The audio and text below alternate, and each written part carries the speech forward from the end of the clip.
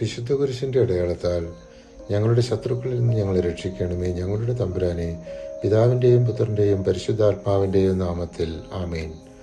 45-ാം സങ്കീർത്തനത്തിൽ രാജാവിൻ്റെ മഹത്വവും ദൈവികതയും വധുവിൻ്റെ സുന്ദരതയും വിശുദ്ധതയും ദൈവം നൽകുന്ന ശാശ്വത രാജ്യത്വവും ഉൾക്കൊള്ളുന്നതാണ്.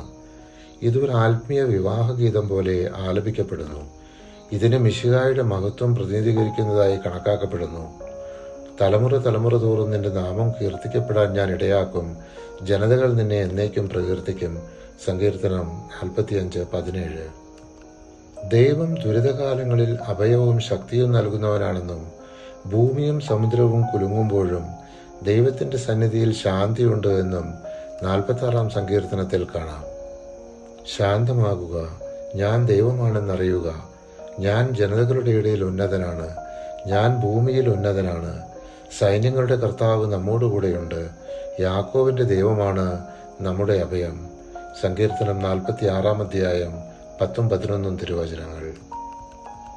സങ്കീർത്തനം 47-ന്റെ സന്ദേശം ദൈവത്തിൻ്റെ സർവാധിപത്യവും ജാതികൾക്കുമേൽ അവൻ്റെ രാജ്യത്വവും ആനന്ദത്തോടെയുള്ള ആരാധനയും ഉൾക്കൊള്ളുന്നതാണ്.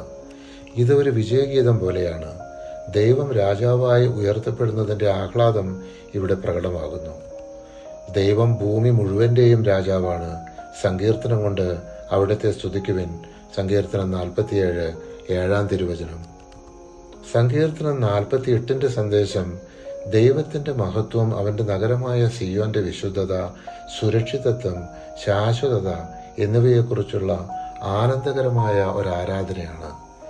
ഇത് ദൈവം വാസം ചെയ്യുന്ന നഗരത്തെക്കുറിച്ചുള്ള ഒരാത്മീയ യാത്രാഗീതം പോലെയാണ്.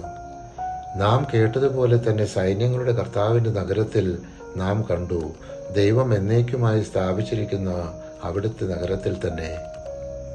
പരിശുദ്ധാത്മാവേ, തിരുവചനത്തിൻ്റെ അനന്തശക്തിയാൽ ആത്മാവിൻ്റെ ബലങ്ങളും ദാനങ്ങളും നൽകി തീക്ഷ്ണതയാൽ ഞങ്ങളെ ജ്വലിപ്പിക്കണമേ.